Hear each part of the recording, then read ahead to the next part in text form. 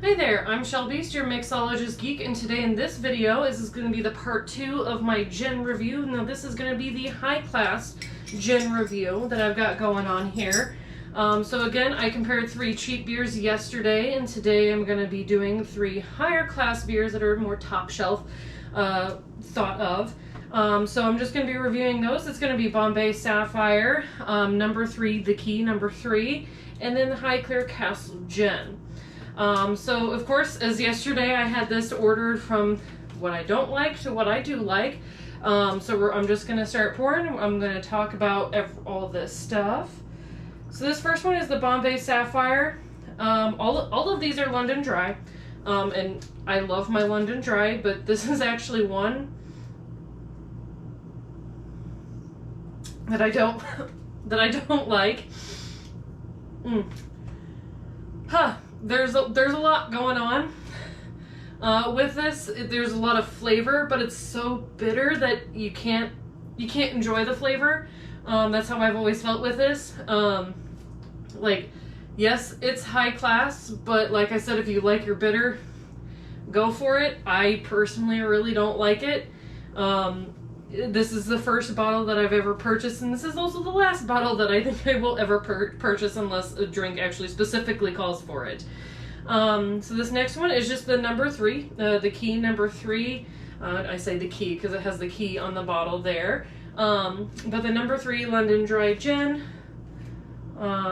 This one is actually not too bad. I've actually used it in a lot of my martinis. Just because I feel like how they've infused all the botanical herbs and everything really helped. Yeah, I love this. I love the smell of this one.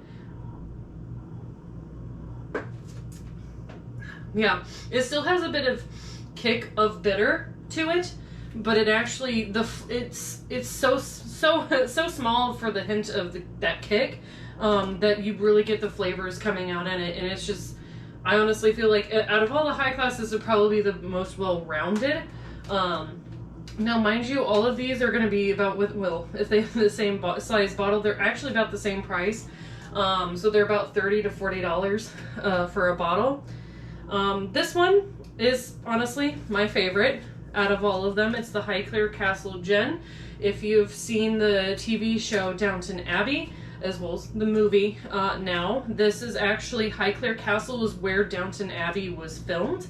But they also make gin on the property, and you can also follow them on Instagram because they do come out with neat recipes for their gin, and I honestly, this is probably my most favorite gin. Yes, I do like the TV show a lot, but this gin just, the flavor, it's so smooth, it has the herb flavor in it that you just, that's what you want. You don't want to be punched in the face, you know, and have flavor behind it, but then you only kind of get to enjoy the flavor of it. This one, the smell, it smells like gin, but it has that hint of herbs. But the smoothness. Honestly, the smoothness for it, I think that's the reason why most of the gins, if they're smooth, I love it. But out of all the London Dries, this is my favorite. For a while there, I couldn't get it here in America, but we were able to get it. They just had, you know, a little slow stock, probably COVID related, so wear a mask. But out of all these, definitely Highclere's my favorite. Bombay, I know, has also been a favorite amongst other people, but it's just personally not mine because it's way too bitter. But again, if you're looking for middle of the road between the two, this is actually a good one, the number 3 gin. It's awesome. Just, you know, kind of keep in mind, look for the London Dries. That's personally my favorite. I think that if you're wanting something smoother, look for the London Dry. Just because it says dry doesn't mean that it's always bitter. You kind of just have to search for what you like. Specifically with gin, gin's just one of those things. They come in all different forms. So give it your best shot, and, you know, looking around, ask your local, you know, liquor store rep person just to find out, you know, maybe they know something.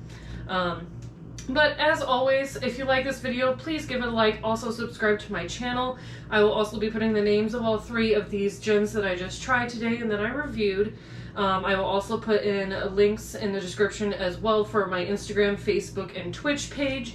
I do plan on going live at some point, but give me a chance to get myself revved up with all of this. But as always, drink responsibly, but have fun. Cheers.